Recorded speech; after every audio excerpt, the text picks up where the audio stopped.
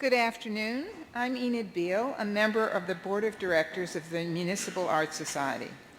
The New York City Housing Authority is one of the largest public housing agencies in the world, home to thousands of the city's residents and occupying significant blocks of land in 5 areas across the 5 boroughs. It is one of our city's great assets. At MAS, with our partners, we are looking into how public housing can be revitalized and integrated better into its neighborhoods. We need to rethink, collectively, government, civil society, the design and planning of communities, the private sector, and investors, and business. And the conversation begins right now. Please join me in welcoming our panelists. Moderator Mary Rowe is currently the Vice President for Strategy and Partnerships with the Municipal Art Society of New York, where she develops strategic initiatives that support the work of MAS to inform and advocate for urban livability and resilience. Her engagement with MAS follows 5 years of work in the recovering city of New Orleans, most recently as the coordinator of the New Orleans Institute for Resilience and Innovation, a loose alliance of initiatives that emerged in response to the systemic collapse of 2005. Roseanne Haggerty is the president of Community Solutions, a national not-for-profit organization that enables communities to prevent and end homelessness. The organization is a spin-off of New York-based Common Ground, which Haggerty founded in 1990, and built into a leader in the development of supportive housing and other research-based practices that end homelessness. The organization is credited with ending chronic homelessness in Times Square. John Ria is chairman of the New York City Housing Authority. In August of this year, RIA announced the first RFP for a mixed finance development between the Housing Authority and the Department of Housing Preservation and Development that results in the combining of both public housing and affordable residential units. He also has more than 20 years of private sector experience as an advisor and senior executive in the finance industry. George McCarthy, also known as MAC, directs the Ford Foundation's Metropolitan Opportunity Program. His team focuses on providing low-income people in the United States better access to jobs and other opportunities by supporting regional planning efforts, transportation investments, and housing development policies that alleviate poverty and reduce its concentration within metropolitan areas. Before becoming director in 2008, MAC administered a Ford Foundation program that focused on using home ownership to build assets for low-income families and their communities. I would like to thank all of our panelists for their participation, and now I am pleased to hand the session over to Mary Rowe.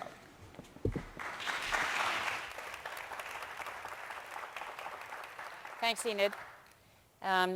So you deserve the gold star. It's a Friday afternoon, and it's getting sunny, and you're still here with us. So our thanks to you for coming back after the break and being with us. And you won't be disappointed, because this is going to be a really important conversation.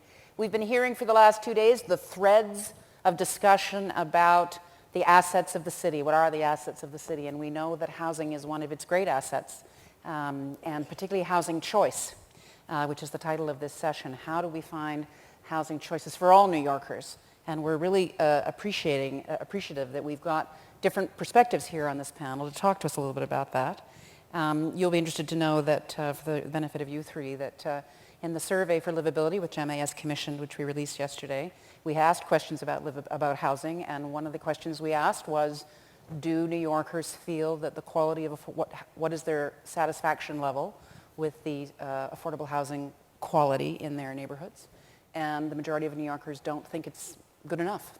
They're not satisfied with that. So I think that sets a bit of a tone for us to understand that people are aware of this. The other thing, interestingly, is today we had an opening session starting to talk about neighborhoods being revitalized. And many of you were here in the House first thing this morning, heard Tony Goldman say that he feels strongly that one of the great assets that still needs attention from developers like him is public housing.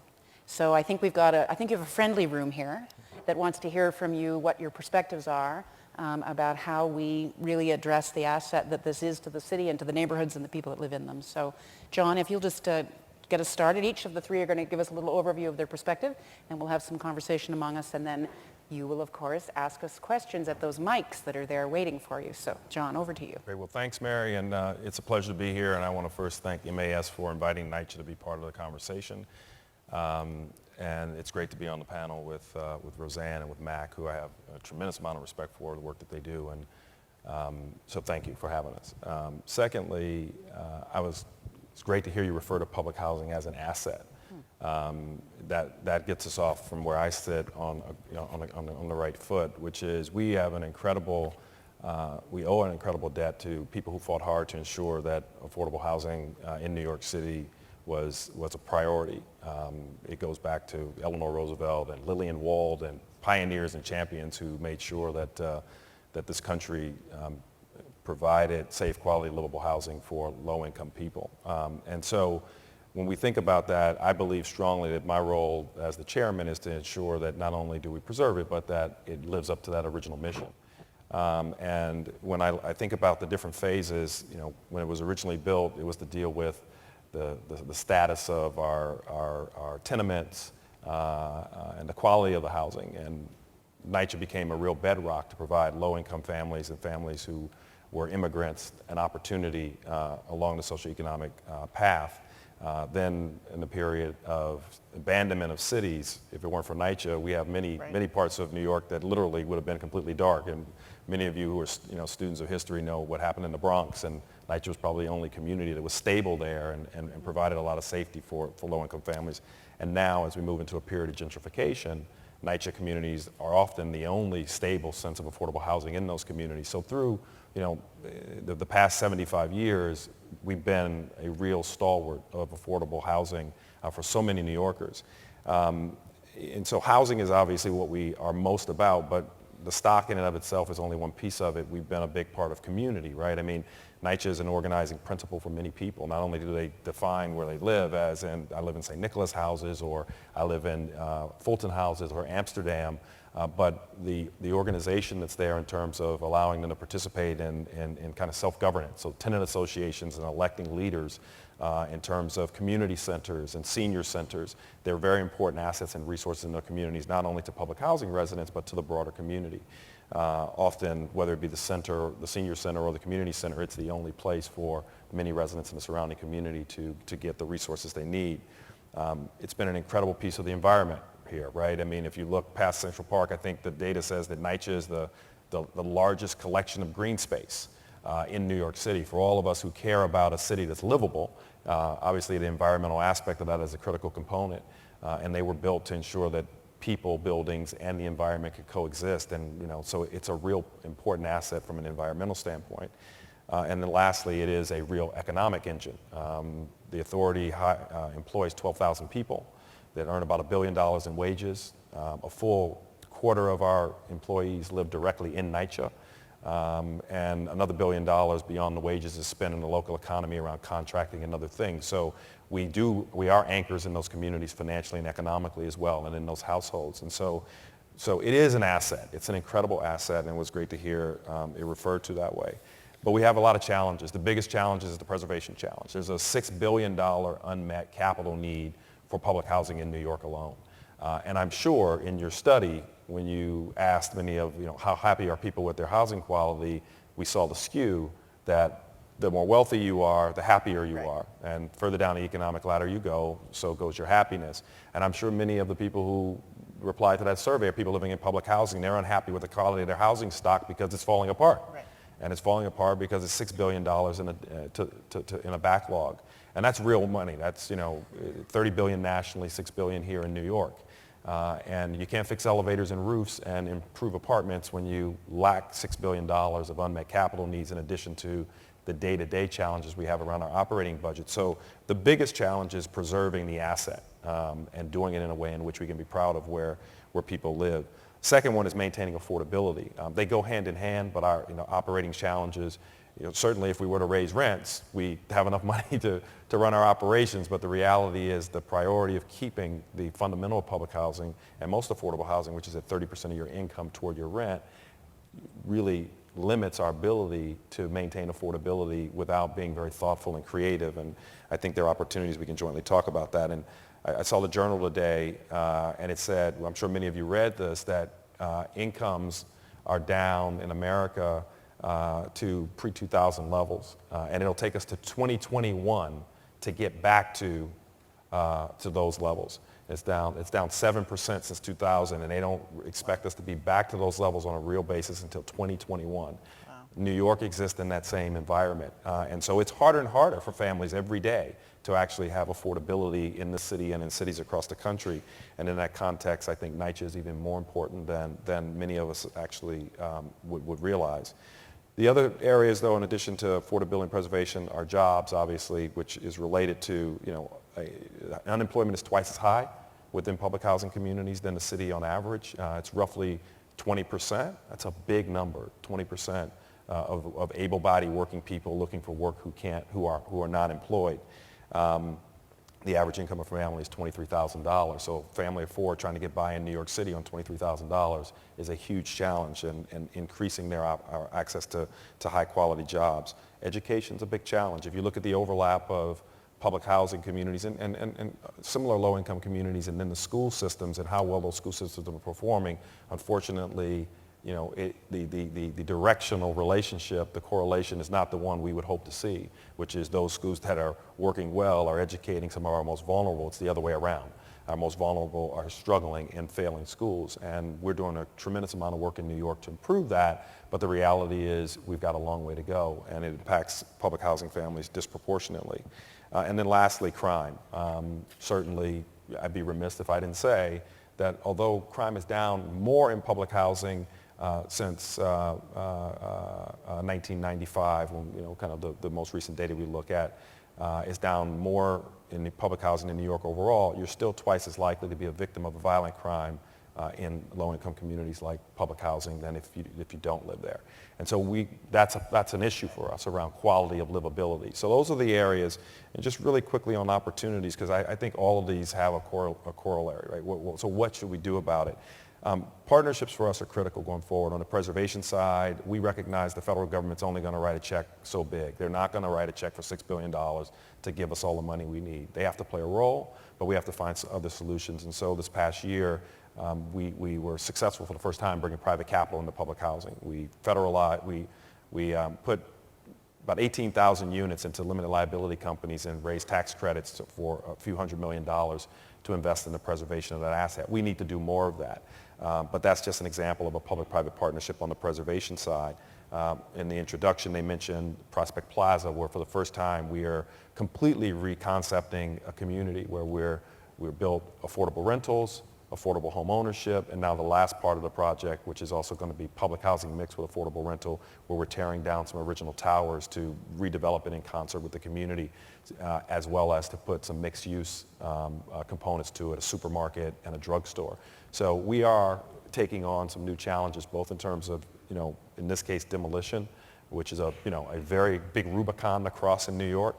But to do it in a thoughtful way. We don't have any intentions of demolishing all of public housing. That's not the right answer, but it was the right answer for Prospect Plaza. And then other partnerships around education. We did a very interesting project earlier this year that we're building right now with the Harlem Children's Zone, where they're building a $100 million school right in the middle of St. Nicholas houses.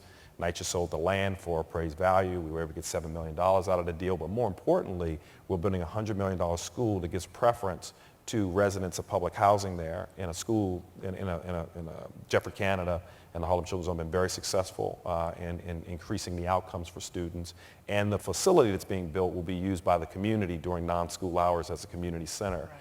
And so those are some examples of partnership. And then on the job side, what I'd like to end with is what we're doing, for example, with the Robin Hood Foundation, where we've started the NYCHA Robin Hood Training Academy, where NYCHA, Robin Hood is putting up the money to train NYCHA residents in construction and in extermination and in housing management, property management.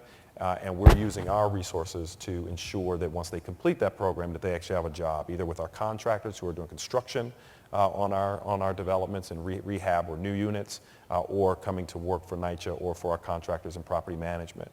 And the results have been phenomenal. Our first year with Robin Hood, We've had roughly a 97% completion rate of everyone who's gone through the program, and of the 97% who've completed it almost to a person, 99% are in jobs, and the average wage that people are earning is like $30 an hour.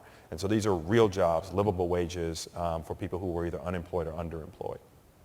I mean, it's obvious it's not just about housing, is it? I mean, you're really a steward. It's like a neighborhood steward role that you're playing, yeah. Right. I appreciate that. Well, let's see how Roseanne wants to take it from there in terms of those challenges and opportunities you mentioned. Well, thank you, Mary, and to echo John's comments, it's really a pleasure to be with this group talking about this absolutely vital part of New York's infrastructure. And I think the headline to my remarks is no matter how you come at this question of livability, whether economic development or public space or transportation or arts and culture, or in my case, in my background, affordable housing and homelessness, I think you'll find that public housing and connecting what you're doing to public housing is the place where you can have the most powerful impact and leverage of any environment to invest in the city of New York now. I'll lead you through kind of our journey, how we ended up being absolutely focused on public housing as key to, I think, a more equitable and sustainable city, and actually a city that will be, I think, much more workable if we can realign resources in a sensible way. This slide actually changed the way our organization and just about anyone who works in homelessness thought about the issue.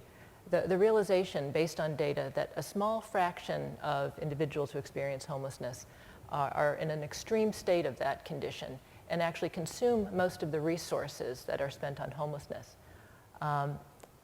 We have basically found this insight of looking at sort of the extreme places, people who are in extreme poverty, people who are extreme users of the healthcare system, neighborhoods that are in extreme distress, as actually the places where certainly the challenges are greatest, but the opportunity for dramatic impact with well-calibrated, sustained investment is the most significant. And when we started thinking about what we were learning about homelessness and how we could actually reduce homelessness based on this insight that we really had to focus on the quote-unquote hardest to serve, we started thinking as well about how do you roll this back? Where do people in our city and other parts of the United States who become homeless, where do they tend to come from? And in fact, there's a geographic overlay. They tend to come from, often by way of institutions, the criminal justice system, child welfare system, hospitals and psychiatric institutions. But before that, they tend to come from neighborhoods of concentrated poverty. And so when we started mapping in New York where people who were becoming homelessness tended to come from, we looked at, for instance, the pattern of where people who were in New York State prisons originally came from. This heat map was done by the Spatial Information Design Lab, Laura Kurgan at Columbia and Eric Cadora. And you see these hot spots around at Brooklyn in particular that show the census tracts where the highest rates of incarceration are occurring. We also looked at data like the child welfare system, where individuals in Brooklyn were coming from who were part of the child welfare system and part of the family homelessness system. And so we found again and again, it was the poor neighborhoods of the city and specifically census tracts that were, not surprisingly, dominated by public housing. John and his agency do heroes work in this city in sustaining a critical asset for people who, but for the institution of NYCHA, have very little else to sustain them. And so that's what led our organization to focus on Brownsville and specifically public housing in Brownsville, and the realization as well that there were tremendous diseconomies that could possibly actually offer a very different vision of the future. This is just prison admissions from a few blocks in Brownsville. That constitutes the amount of money that New York State taxpayers are spending to incarcerate people. What if we were to take and capture that kind of investment and think about the kind of investments that could be made in these communities where people, for want of more positive investment in their futures, tend to come from? So, as I mentioned, we're focused on Brownsville, and we started our work there about 5 years ago, initially on working on eviction prevention. And what we have learned is that this pattern that we saw in people who are homeless for long periods of time actually holds very consistently in neighborhoods of concentrated poverty. The miracle is that families are doing as well as they are, given the economic and social challenges they're facing. And so our work has been about focusing on those families with the highest vulnerabilities and working with NYCHA and other partners to improve people's access to services. The key intervention we find both in preventing homelessness and in ending homelessness is to connect people who are at risk of losing their homes or have lost their homes with the supports they need to be successful there. This is the consequence if we don't allow individuals the chance to stay in a stable situation. All of these other systems people flow into cost far more than the intervention of connecting people with case management or employment or other support in their homes. And so, again, returning to this notion of in public housing neighborhoods where we have so many vulnerable individuals and families, it really is these neighborhoods and these developments that are prime places for investment and for really a remarkable social return on investment if we can create more positive options for families. As John mentioned, though, it's not just about the housing, it's the services, and we are, with partners, looking to actually knit together this whole infrastructure of services and greater access to affordable housing that will help Brownsville move to being a more sustainable and income mixed community. And one of the things that's, I think, an exciting and not unique possibility here, Mac was saying earlier that it's not unlike what San Francisco and other cities have thought to do. It's possible and, in fact, necessary in New York City's public housing neighborhoods, and particularly in Brownsville, to think about how healthier communities can be created without demolishing existing structures, without displacing existing residents, but with an infill strategy that can add income diversity, add additional services, and improve public space and access to jobs.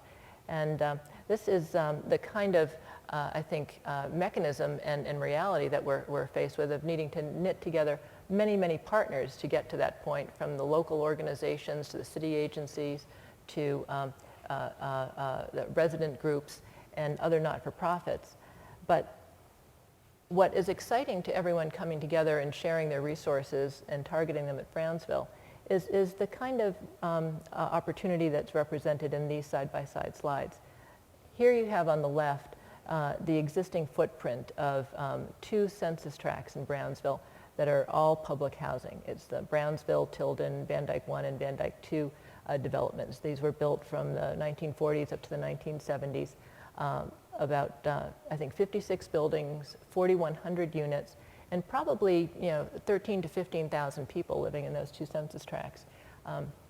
Those same 2 census tracts, just even in a theoretical way, could be replanned without demolishing a single building, displacing a single family, and sites created for from 700 to 1,000 new units of housing, improved community facilities, improved open space, and in a sort of Jane Jacobs vision, those blocks reknit to the surrounding a street grid.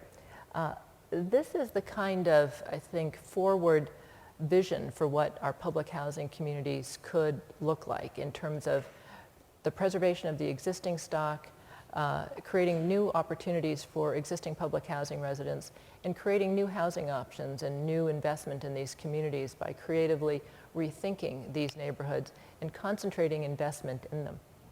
So you'd enrich the asset. Exactly. And then knit new stuff in. I mean, we've had, through the last few days, a lot of messaging around how you make things more cohesive, integrate them, have more connections, and that it's about a whole lot of things all at once, which I sort of see in that image to the right. Okay, well, George, Mac, let's hear from you, and then you'll give us the big picture, and then we'll have at it. Great. Well, thanks, Mary. And thank you all for coming out. And it's a great pleasure for me to be here, and also for the Ford Foundation to support this great conference. So I'll give you some of the major points I'm going to try to cover in my talk, and then I'll actually try to cover them. So one thing is that for us in the Metropolitan Opportunity Program at Ford, we really care about finding ways to make metropolitan regions both equitable, prosperous, and sustainable. So we're trying to do basically three things at the same time, and in order to do that, we think there's fundamental components of metropolitan areas that will produce those three results, one of which is a reliable and large stock of permanently affordable housing. Our estimates are that if we had something in the order of 20% of the housing units in any metropolitan area that's permanently affordable, then we would have kind of a core housing stock that can really support kind of the rest of the activities that make the metropolitan area work. So, so that's number one, permanent affordability, the fundamental component. Number two, public housing, as it turns out, is a major component of the permanently affordable housing stock in any region, and in New York, it's probably the most important component of the permanently affordable housing stock. So preserving the asset is going to be kind of fundamental to actually maintaining what we consider to be an equitable and prosperous metropolitan region. I want to also kind of talk a little bit about how misunderstood public housing really is, and talk a little bit about the history of public housing and how we should really kind of reframe how we think about public housing as we go into the future. And then I want to talk a little bit about Brownsville as one area. As it turns out, as the area of the U.S. that has the highest density of public housing anywhere. Actually, it just replaced the south side of Chicago, and the reason it's denser in Brownsville than the south side of Chicago is because they knocked down so much public housing in the south side of Chicago. And then bringing kind of the bottom line, which is that we can't just go to bricks and mortar kinds of strategies to really change the trajectories of low-income, underserved, and difficult neighborhoods. And we need to think kind of more comprehensively, but not entirely comprehensively, but we just need to think a little bit differently about that. And before I forget, if New York is an anomalous place in many ways, but in maybe one of the more profound ways is that it's got the most functional public housing authority in the country.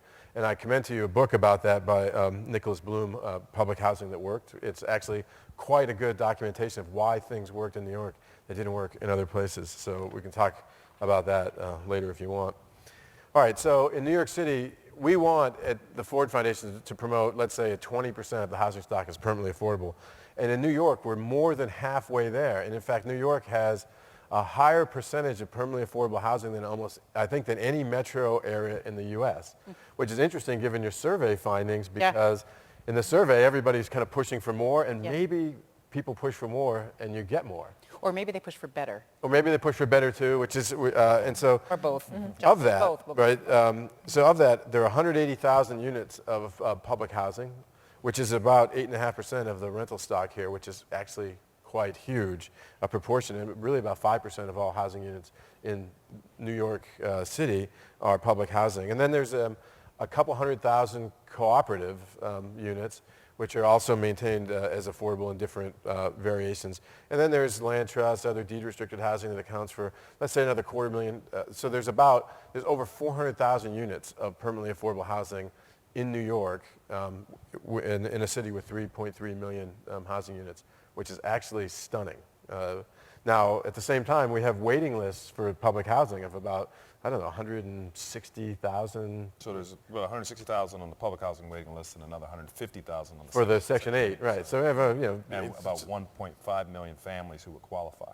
Right. Wow. So which is to say that great start. Let's continue thinking about how we actually meet the affordable housing needs in New York. But more importantly, preserving the current affordable housing stock is instrumental to actually being able to maintain a decent affordable housing stock that will support the city as a whole. Now I want to talk a minute about public housing, because the common perception out there is that public housing is a failed institution, is a difficult institution, and we very often associate difficult neighborhoods with the existence of public housing. And I want to talk about that for a minute, because I think as a culture we have a little bit of historic myopia, and we kind of forget why we have public housing in the first place and where we built it.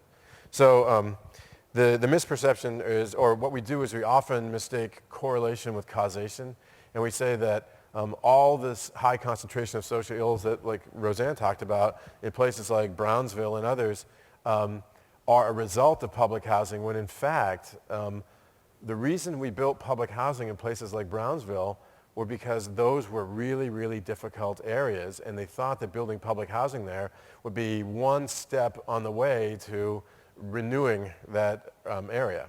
And I'd say that was probably what we want to call community redevelopment 3.0. Because we started with 1.0, which was comprehensive community development in the Jane Addams era, right? Then we moved to slum clearance, which was not a very good thing, just knocking down places and kind of driving people out because we couldn't stand the quality of their existence. I mean, it bothered us more than it seemed to bother them. Yeah. And then we said, okay, instead of slum clearance, we're actually going to do redevelopment of these really, really difficult areas, and we put public housing there. Public housing, we built shiny new public housing as a way to redevelop difficult areas. And one of the most difficult areas of the city that has been difficult since the 1870s is Brownsville. Brownsville has been considered to be one of the most difficult, most crime-ridden places in the U.S. And it has spawned problems with gangs, problem with violence, problem with crime since the turn of the 20th century, not the 21st century. So for us to say that public housing has anything to do with the social ills or the pathology of Brownsville would be such a mistake. And so we should think a little bit about what it means now that we've put public housing there. It remains a place that has difficulties. And I think that what we need to do is think about what community development or redevelopment 4.0 is. And what that means is that we can't go in and just do bricks and mortar kinds of strategies. Now, I'd also say that community development 4.0 is not a return to 1.0, comprehensive community development in the Jane Addams kind of model, where you try to do everything for a neighborhood because you recognize they need everything. So we need to figure out some way to kind of address the social, economic, and cultural isolation of places like Brownsville, while at the same time not going and trying to do everything. So our strategy is to figure out what interventions we can make to overcome that social and economic isolation and link people in places like Brownsville to the broader opportunities of the area. And one of those strategies is, Roseanne was mentioning, redevelopment of low-density developments to bring in market-rate housing without displacing low-income people and improving an area, gentrifying without displacing.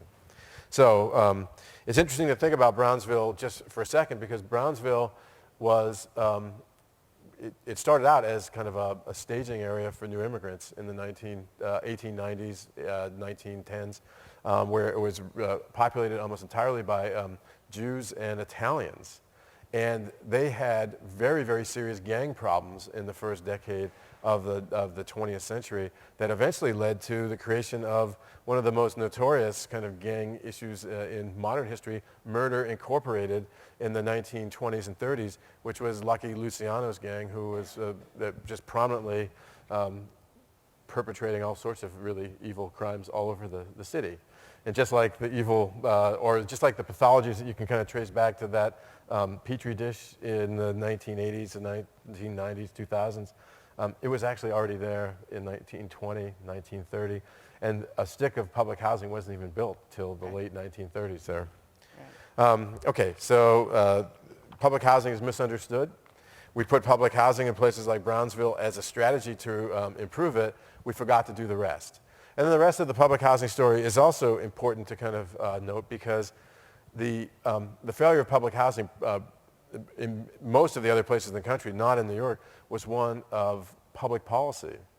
It wasn't because we put a lot of poor people together that public housing failed. It's because we forgot how to manage that housing. And it's miraculous that in a place like New York, management was actually solved for in such a way that they were able to maintain the largest stock of public housing in the country and still have an asset that we can kind of work on and build around. And I think that this is something that we really need to reflect on.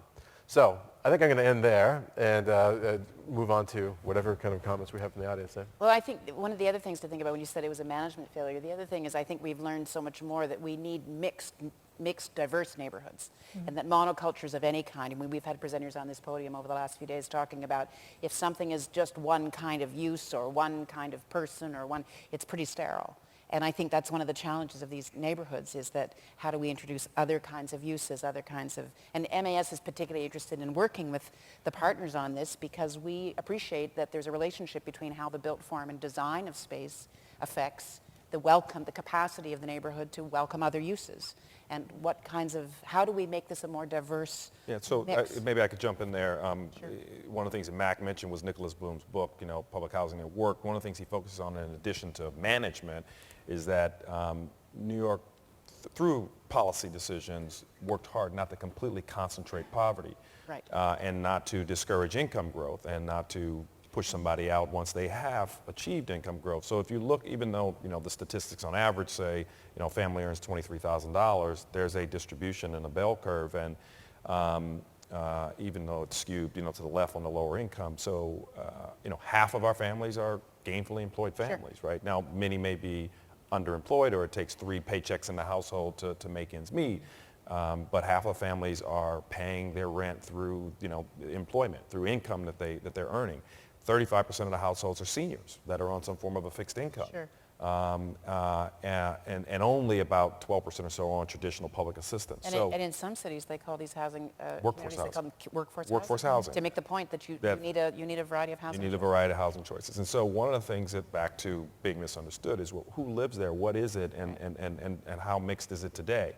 But certainly through infill strategies and supporting income growth of existing families, we certainly can do a lot more to ensure that the income diversity is stronger than it is today. And there are lots of assets in Brownsville too. I mean, we've been working with Roseanne's partners there. We know that they have all sorts of things that are going on informally. Now maybe we don't have the structures or the institutional support. Part of what we at MAS want to do is invite lots of other institutions that may be a little Manhattan-centric, maybe a little bit, to get engaged in other parts of the city. I mean, do you want to talk about the partnership a little bit and what you've been trying to do?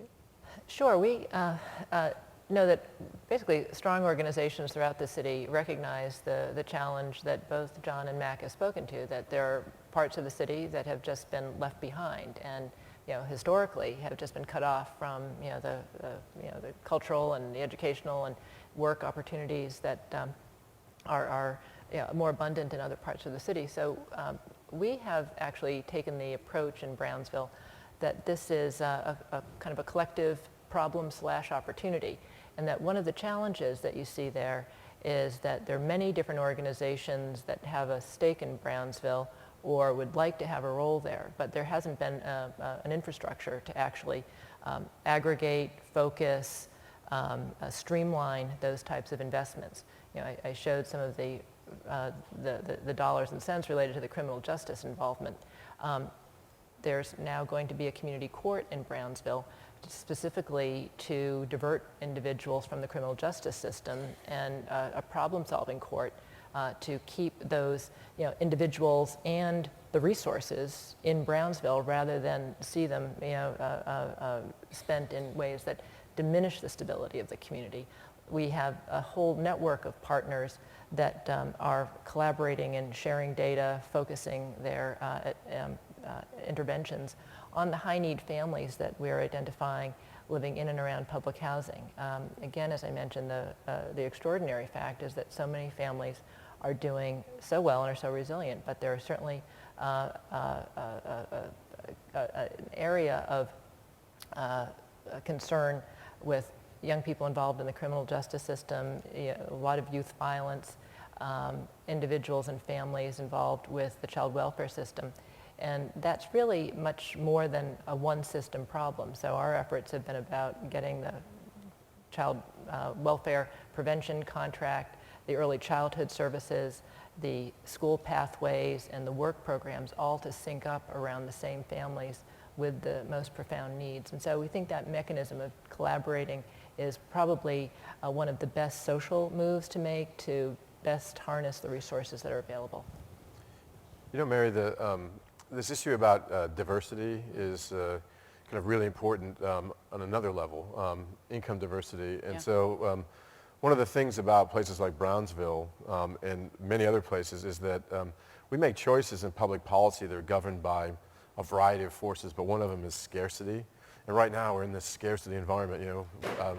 I don't know, last time I checked, we're like the wealthiest country on the planet, and everybody's running around feeling like we're dirt poor, right? Yeah. But in the 1960s, 1969, the Brooke Amendment was passed that said that because we didn't really have enough resources to go around to really adequately house everybody, we had to make some tough choices, and we need to only try to figure out ways to serve the poorest of the poor. And basically, what they did, that's when they introduced means testing into the provision of housing supports. And it sounded like a good idea at the time because you have a limited amount of subsidy. You needed to target the hardest to serve. But what you did was you created a dynamic that people didn't understand until 30 years later that was going to unfold, which was you left people in concentrated poverty with a declining resource base that had no political power to defend their entitlement. And so what happened? What happened was the resources weren't there to really adequately manage the housing. The housing began to decline, and then there was really, really negative selection where the most functional families left because they said we can't live here anymore, right? And so it was a self-reinforcing cycle that was all based on the right motives, but created a dynamic that people didn't quite understand until in the 1990s they had to start blowing up these big public housing, developments all over the country. And so then flip it, right, and say, well, what if we had decided instead to maintain kind of more mixed income? And in fact, that's one of the stories about New York, right? Because what New York did is they forewent, I guess this is what Roseanne was telling me, some of the public, the federal subsidies, not to just concentrate poverty and find a way to make the numbers work, right? And then we found in other places where we've really been trying to promote mixed income development that one of the positive kinds of dynamics that you introduce when you bring wealthier people to a neighborhood is they demand better services. And everybody gets the better services when they're demanded by people who have political wherewithal to kind of make it happen. And so what you do is you get a self-reinforcing kind of process that actually makes everybody better off, right? Absolutely. Yeah. I'm just going to give people a heads up if you want to make your way to the microphone. When I start to see people there, we'll take your questions. Mac and I were both in New Orleans to watch the impact of what you're suggesting exactly, where there'd been chronic neglect of the public housing resources, and then they have a huge disaster, systemic failures, and then the public housing goes to the detriment of that city, where it could not then house its workers to help with the recovery. And I think when I hear a $6 billion deferred maintenance. And that's, just because this idea of resource depletion I think is important. It's not only the $6 billion of the kind of the backlog on capital, but the numbers that the Fed says that we should be receiving on an annual basis to just operate, right? Just to keep up with regular operations. Right. NYCHA should get about $800 million a year for repair and maintenance. We were getting $405 million in 2001, so we were only getting half then. And the proposal in the 2012 budget is for us to get 205. So half. Which, of course, is the great question of how dependent do we want to continue to be on the largesse from Washington? Absolutely. So 205 is the proposal, and that's just on regular, not even keeping up with normal repair and maintenance. And on top of that, just to make a point, is then the community centers, all the other programming we provide, costs us about $70 million a year, which we get actually $0 to fund. And that's, so all of the programming we're trying to support on a shoestring of $60 million is actually being siphoned off of what we should be spending to maintain the adequacy of the housing itself. And that's where the partnerships become critical, because we're obviously running subscale, not necessarily the best program in terms of its efficacy, because we may not be a workforce institution, we're not an early childhood education institution, yet we're designing and running these programs on a shoestring budget as opposed to partnering in ways in which the programmatic components of it are better and the funding and support philanthropically is stronger. Well, I think one of the important things about that slide you put up, I keep referring to, Roseanne, we need to get this into bite-sized pieces. Like, I can feel us all getting a little overwhelmed by the magnitude of the challenge here. And yet, as you describe those partnerships, they're case by case. They're particular to the community that you're trying to, that's engaged in. And of course, there's also the piece of what the community itself is advocating for and what folks in Brownsville or in the other communities want. And just to go back to Roseanne, but they feel huge, right? When you just look at them in totality. Yeah, but when you look at the numbers that Roseanne put up about the cost of incarceration, the cost of homelessness, the numbers are actually relatively small, right? The $6 billion for New York to rehab it is compared to something that's closer to $60 billion of replacement costs. So, like do the math. Do the math. Okay, I think it's you, Jack. I can see you, yes? Yes. Go ahead, ask a question. I'm Jack Eichenbaum, and I do walking tours through public housing over the last 12 years for the Municipal Art Society. 30 years ago, that would have been unthinkable. Like, the crime rates were much higher, and the infrastructure of public housing didn't make it as pleasant as it is today. Now you can kind of walk through these park-like surroundings, and the trees have grown up from the plantings of 40 and 50 years ago, and it's like walking through a park. So there are very nice walks available through public housing projects, and there's a lot to show off. However, I'd like to ask John Rhea a question. One of the things that I'm confronted by, and I think I know the answer, but I'm not sure of the details, is you find parking lots. There are parking lots inside public housing projects, and from what I'm told, they rent for, maybe a quarter the rent on the open market. You can rent a space, and you have to be a resident. I think you can rent a space in a public housing project for maybe $80 or $100 a month. And why is that? How does that happen? Why are there parking lots on the public housing? I can tell you the why, and I can tell you, so what are we doing about it, right? So the why is, and it still exists, with a certain level of density of housing, you have to provide a certain amount of parking. And so that's zoning. Might be a rule that has to change. Zoning rules that need to be reconsidered and looked at. And we have conversations pretty robustly amongst my peer group at, around City Hall, Department of City Planning, HPD, about those types of rules and when are they working against us as opposed to supporting us. However, the couple of projects that I referenced, one was the Harlem Children's Zone project. We're building a $100 million school. Another recent one was Harlem RBI, which is a community-based organization that works with youth in concert with Jonathan Rose of the Rose Companies, where we're doing a new K through 8 school and about 150 units of new affordable housing. Those are just two examples. I actually can give you more, but they're both being built on prior parking lots. You can imagine when you go to have a conversation with residents about taking away their parking. It's not an easy conversation, especially highly subsidized parking. And so we have to go through a community conversation about what are we replacing, right? Meaning, how are we going to deal with their loss of parking? Mm-hmm. What other amenities are we bringing to that community to take their parking away from them? Right. And then how are we going to ensure that, to the extent that parking is required in the community, how are we going to deal with that? In the case of the Harlem Children's Zone project, we had to condense parking. Only residents who live there are going to receive the parking. We're not going to give new parking out to residents who don't currently have parking. And we are, for the first time, about reintegrating the community with the public housing development with the broader community. We're reopening 129th Street. It's the first time we're remapping a DMAP street through a public housing complex ever in New York. And there will be on-the-street parking as part of that remapping exercise. And so it takes a lot of thought around land use, around zoning issues, as well as around the impact on the residents who are losing something. Right.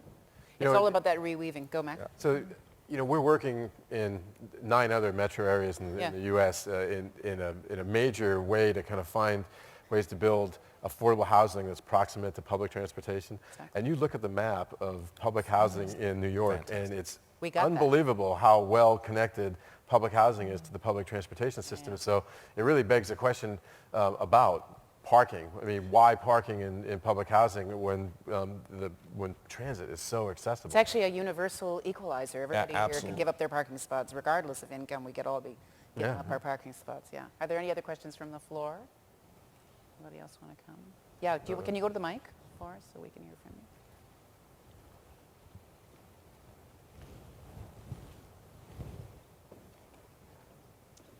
When I've seen the Brownsville, see public housing all the time, it looks so confined. Yeah. And I was just thinking that I would say most everyone really enjoys entertainment and culture. So just thinking out of the box, wouldn't it be just great to have programs within public housing that brings people from the outside in? Maybe that would boost economy.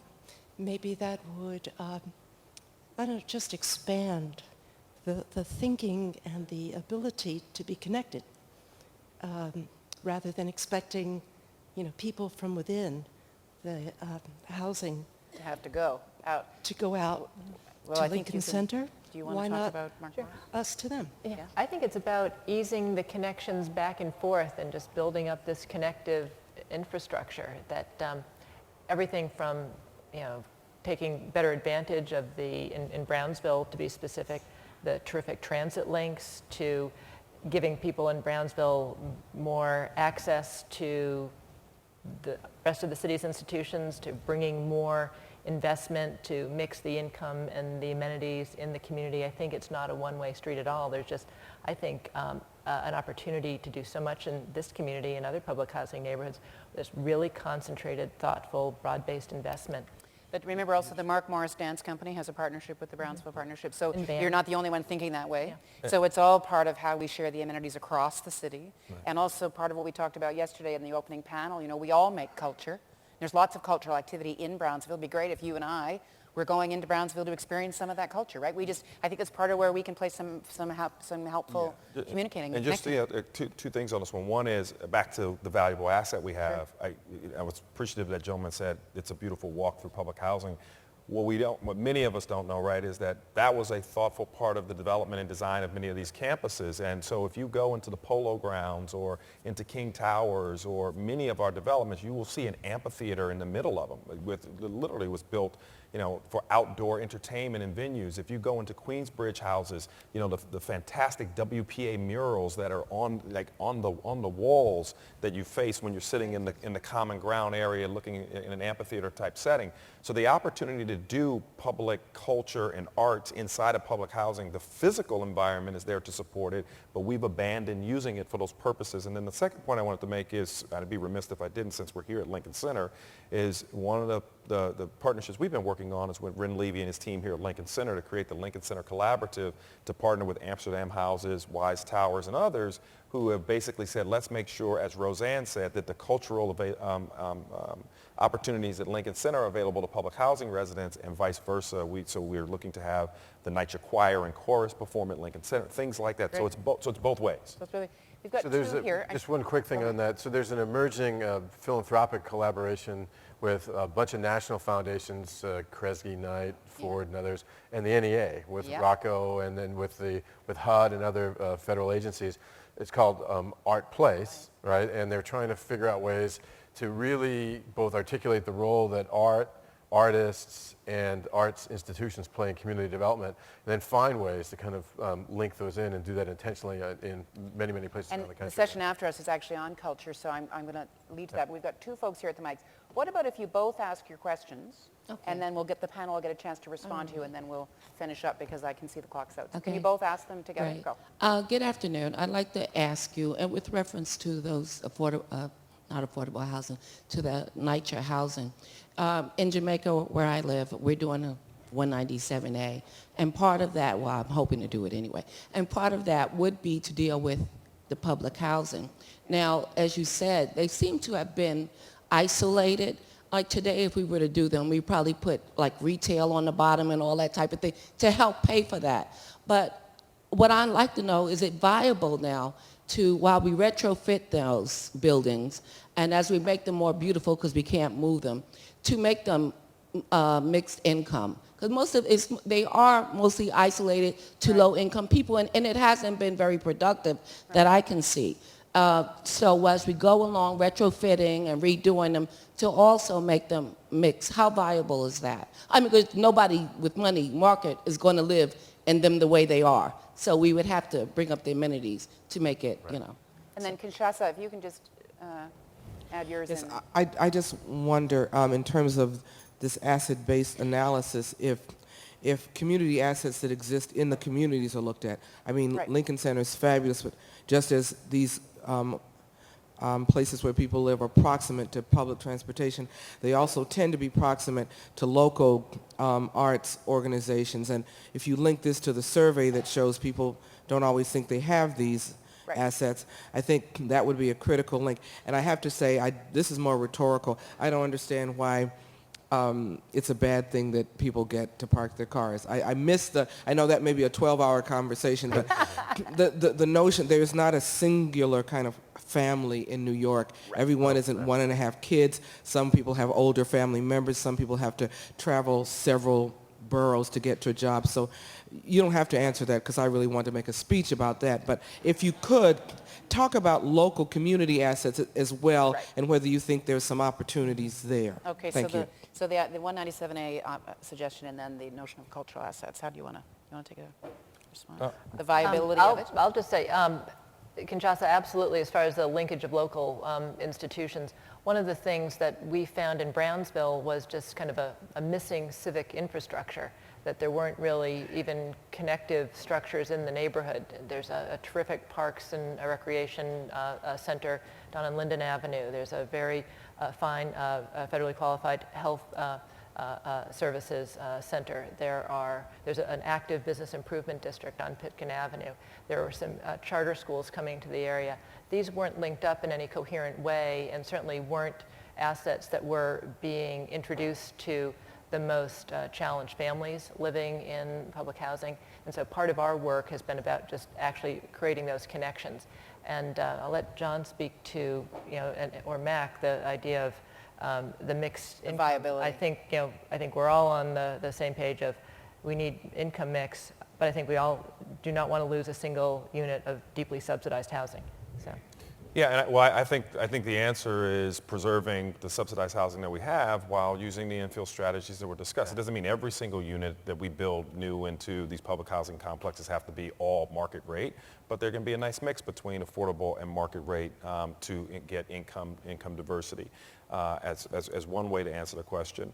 On the local partnerships, we've done a bunch of mapping exercise, and unfortunately, there are a lot of smaller institutions that are struggling financially in the communities that are looking to organizations like NYCHA to help them financially survive. And so the challenges become, how do we make sure that we have partners of choice that not only are kind of have credibility locally in the community in terms of the quality of what they provide and that they come from the community, but also that they have the financial resources they need to survive. And that's been our biggest challenge, right? Larger institutions have more wherewithal. Right. Smaller, locally, highly credible institutions struggle financially, and how do we bridge that?